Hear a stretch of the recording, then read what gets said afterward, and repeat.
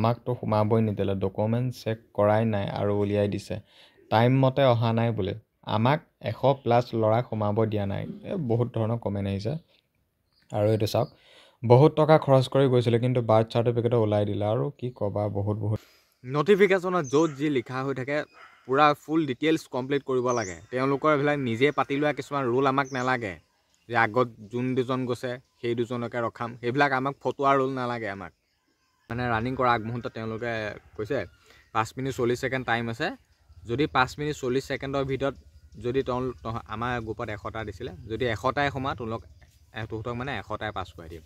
ইয়াত আমাৰ কোনো ৰুল চুল নাই বোলে আগত 2-3জন গৈছে তেহেঁতকে ৰখাই দিছোঁ। দুনিয়া ফটোৱা মিছা কথা এসোপামান কৈছে। ৰানিং কৰিব লাগিব, তেহেঁতে দৌৰি দেখুৱাই দিয়ক 1600 মিটাৰ 6.5 মিনিটতে দৌৰি দেখুৱাকচোন। আৰু এতিয়া 40 বছৰ 42 বছৰ 41 বছৰ হয়তো যাব গৈছে চাগে নিশ্চয়, তেওঁলোককনো ক'ত 6.5 মিনিট দিব। আমাকে নিদিলে 5 মিনিট 40-45 ছেকেণ্ড। গতিকে সেই বেয়া লাগিছে। গতিকে ৰানিং ফেইল কৰিছোঁ কাৰণে এই কথাষাৰ কৈছোঁ, মুঠতে হয়। কাৰণ ৰানিঙত ফেইল কৰিছোঁ, এই তহঁতে পাতি লোৱা এই ৰুলবিলাকৰ মতেহে ফেইল কৰিছোঁ। কিন্তু যিটো মেইন ৰুল ন, সেই ৰুলত মই ৰানিং পাছ কৰিছোঁৱে, আৰু বহুত কৰিছে। এনেকুৱা আমি ইণ্ডিয়ান আৰ্মি ৰানিং কৰিবলৈ এনেকুৱা গাধ গৰু সোপা নাযায় বোলে 6 মিনিট 8 মিনিট 7 মিনিট লাগি থকাবিলাক ইণ্ডিয়ান আৰ্মি ৰানিং কৰিবলৈ নাযায়। আগতে পাছ কৰি থৈছোঁ। গতিকে এইবাৰো গৈছিলোঁ, কিন্তু তহঁতে চব কেঞ্চেল শেষ কৰি পেলালি। তহঁতে আমাক চাকৰি দিবি, তহঁতে আমাক দৰমহা দি ৰাখিবি, চব তহঁতে কৰিবি যে, সেইকাৰণে চব তহঁতৰ মতেই হ'ল। এতিয়া চব তহঁতেই কামবিলাক কৰি থাক, তহঁতেই আকৌ দৌ চব। এতিয়া চব তহঁত TA যত যিমান আছে চব তহঁতেই হৈ যায়। এতিয়া বাদ দিলোঁ, ক'ৰবাত কিবা এটা ভাবি আছিলোঁ সেইটো নহ'ল। তহঁতে চব একদম বৰবাদ কৰি পেলালি। মনটো বহুত দুখ লাগিছে। বহুতৰে সপোন চব বৰবাদ কৰি পেলালি। 2জন 1জন 3জন ৰাখি 5 মিনিট 40-45 ছেকেণ্ডত এই 2জন 1জন নাৰাখে। ইণ্ডিয়ান আৰ্মিত ইমান গাধ গৰু সোপা নাযায় ৰানিং কৰিবলৈ তাত। এইটো দাগ দেখিছেনে? এইটো বহুত কাৰা চিয়াঁহীৰ দাগ। এইটো এদিন দুদিনত যোৱা বস্তু নহয়, বা হাতেৰে বা হাতৰ পৰা মুচিব পৰাকৈ যাব পৰাকৈ হ'লেও কিন্তু এই অন্তৰখনৰ পৰা কেতিয়াও এই দাগটো নাযায়। এতিয়া কথা হ'ল, যি মানে ইণ্ডিয়ান আৰ্মিত একেবাৰে কি ক'ম, ভিডিঅ'টো কি কওঁ নকওঁ একো ভাবি পোৱা নাই। কিন্তু ফুল জোচতে আছিলোঁ পূৰা 4-5 5-5 5-1 মানে 5ৰ ভিতৰতে ৰানিং কমপ্লিট কৰি আছিলোঁ 1600 মিটাৰ। বা ইয়াৰ আগতো ইণ্ডিয়ান আৰ্মিত ৰানিং পাছ কৰি পাইছোঁ, বা ক'ৰবাত জইনিঙো কেঞ্চেল হৈছে, বা ক'ৰবাত মেৰিটতো নাম অহা নাই। গতিকে ইণ্ডিয়ান আৰ্মিত ৰানিং কৰা অভিজ্ঞতা আছে 5বাৰকৈ। বাকী শিলচৰত ইণ্ডিয়ান আৰ্মি TA ভৰ্তি বুলি গম পালোঁ অফলাইনভাৱে, ডকুমেণ্টছ লৈ গ'লোঁ, সকলোবিলাক ঠিকেই আছে। ৰানিং কৰিলোঁ বহুত, কি ক'ম নো, ৰাতিপুৱা নহ'ব, এইটো ৰাতি 7টামানৰ পৰাই বহুতে লাইন পাতি আছে। কিছুমানে 6টা বজাৰ পৰা লাইনে পাতি আছে, ৰুম ভাড়া নল'লে 6টা-7টাৰ পৰা লাইন পাতি আছে, য'ত নেকি আগতে অপেন ভৰ্তিত 2টা-3টাত লাইন হয়। বাৰু এতিয়া মই লাইন পাতিব গ'লোঁ 10টা বজাত, ৰখি গৈ 6টামান বজাত সোমাই মানে 6:30টাত ৰানিং কৰিব পালোঁ। 100জনকৈ দিছিলে, তাৰ ভিতৰত মই আছিলোঁ 9 নম্বৰত, ৰখালে 7জন নে 6জন আছিলে। কিন্তু ইণ্ডিয়ান আৰ্মিৰ কিছুমান ৰুল থাকে, ইণ্ডিয়ান আৰ্মি নহয়তো TA আৰ্মি বা আৰ্মিৰ ৰুল কিছুমান থাকে। ৰানিং কৰিলে ফিল্ডতে হওক বা ৰাস্তাতে হওক তেওঁলোকে ৰছী দি দিয়ে। যদি তোমাৰ লাষ্টৰ ফিনিচিংকণত ৰছী এডাল এনেকৈ ডাঙৰ ৰছী এডাল দি দিব, সেই যদি তুমি পাছ কৰিছা ৰছীডাল তোমাক নিদিয়ে, যদি তুমি ফেইল কৰিছা ফেইল কৰোঁতে তোমাক ডাঙৰকৈ ৰছী এডাল দি দিব, ৰছীডালৰ তোমাক আউট কৰি দিব, মানে ৰছীডালে ঠেলি তোমাক বাহিৰলৈ পঠিয়াই দিব। কিন্তু আমি ৰানিং কৰোঁতে একো ৰছী চছী দিয়া নাই, ষ্ট্ৰেইট গৈ আছোঁ। আৰ্মি এটা কৈছে এনেকৈ হাতে মাতি আছে সোমা। আমি ভাবিছোঁ ছেকেণ্ড গ্ৰুপত সোমাই আছোঁ, মনটো বহুত ভাল লাগিছে, তাতে চিঞৰ মাৰি দিছোঁ, মনটো বহুত ফূৰ্তিও লাগিছে, মানে পাছ কৰিলোঁ আৰু। তাৰপিছত কৈছে তহঁত বোলে ফেইল কৰিলে। মাথা একদম কাম নিদিয়া হৈ গৈছে। অত জোচত ৰানিং কৰিছোঁ, ইমান স্পীড দৌৰিছোঁ। তেওঁলোকে টাইম দেখুৱাওক, তেওঁলোকৰ যদি দম আছে এই ৰানিং কৰা তেওঁলোকে টাইমটো দেখুৱাওক। কয় নহয় 5 মিনিট 40 ছেকেণ্ড দিছোঁ, 5 মিনিট 45 ছেকেণ্ড দিছোঁ, তেওঁলোকে টাইমটো দেখুৱাওক। কিবা কেমেৰাও কৰি আছিলে কিছুমানে বাইকত গৈ ভিডিঅ', গতিকে তেওঁলোকে টাইমটো দেখুৱাওকচোন যদি তেওঁলোকৰ দম আছে। যদি সঁচাই হয় তেতিয়া মানিম। কোনো টাইম চাইম একো ভেলু নাই। আগত 4জন 5জন যি গৈছে নগৈছে তেওঁলোকৰ মৰ্জিমতে ৰাখিছে, যে তেওঁলোকেহে ইণ্টাৰভিউটো পাতিছে, বা তেওঁলোকেহে যে আমাক চাকৰিটো দিব, তেওঁলোকেহে যে আমাক গোটেই দৰমহা দি ৰাখিব চাকৰিটো পোৱাৰ পিছত।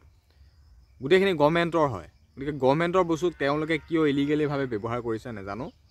ৰুল আছে, নটিফিকেশ্যনত যি বস্তু য'ত যি আছে সেইটো হিচাপত হ'ব লাগে। 5 মিনিট 40 ছেকেণ্ড হওক বা যাৰ বয়স বেছি 30+, 6 মিনিট নে 6.5 মিনিট দিছিলে, 1 ছেকেণ্ডো কম হ'ব নালাগে। মুঠতে টাইমটো টাইমেই হ'ব লাগে। কোনোবা পাছ কৰে ফেইল কৰে সেইটো পাছৰ কথা। কিন্তু এতিয়া কিছুমানে ক'ব ইণ্ডিয়ান আৰ্মি সেইটো বোলে ৰুলেই, আগত যিকেইজন যাব সেইটোৱে ৰখাব। সেইটো কিহৰ ৰুল? সেইবিলাক ৰুল তহঁতে বনাই লৈছ, সেইবিলাক একো ৰুল চুল নহয়।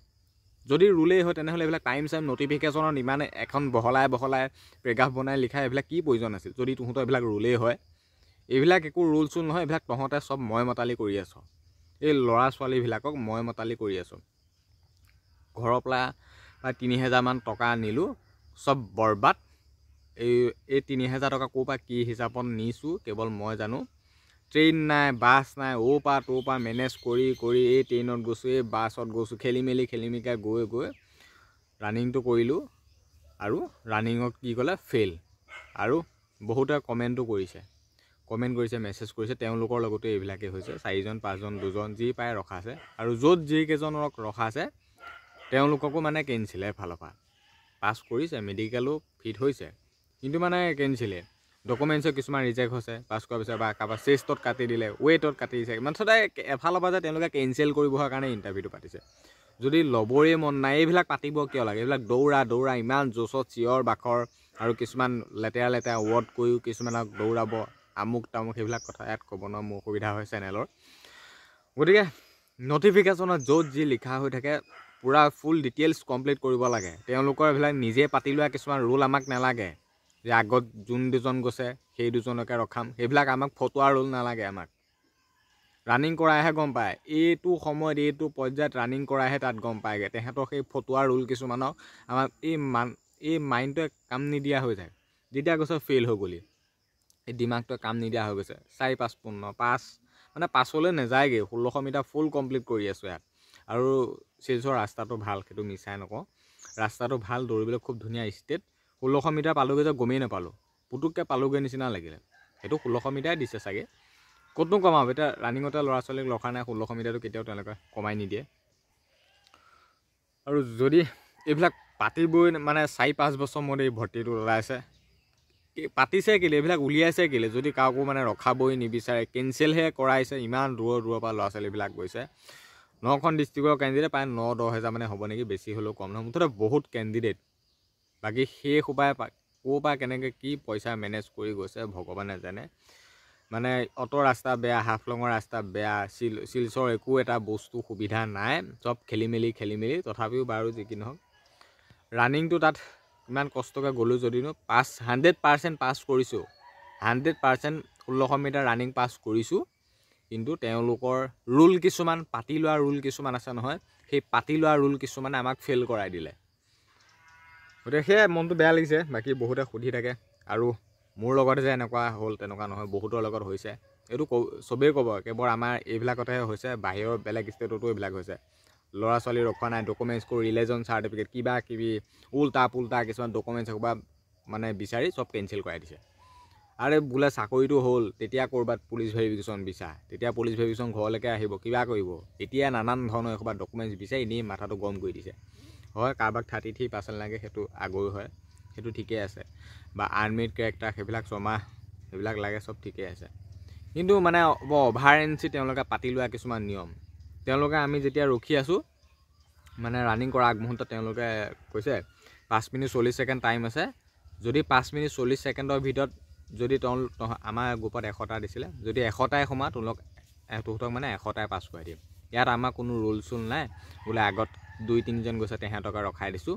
দুনীয়া ফটোৱা মিছা কথা এসোপামান কৈছে। ৰানিং কৰিব লাগিব, তেহেঁতে দৌৰি দেখুৱাই দিয়ক 1600 মিটাৰ 6.5 মিনিটতে দৌৰি দেখুৱাকচোন। আৰু এতিয়া 40 বছৰ 42 বছৰ 41 বছৰ হয়তো যাব, গৈছে চাগে নিশ্চয়। তেওঁলোককনো ক'ত 6.5 মিনিট দিব? আমাকে নিদিলে 5 মিনিট 40-45 ছেকেণ্ড। গতিকে সেই বেয়া লাগিছে।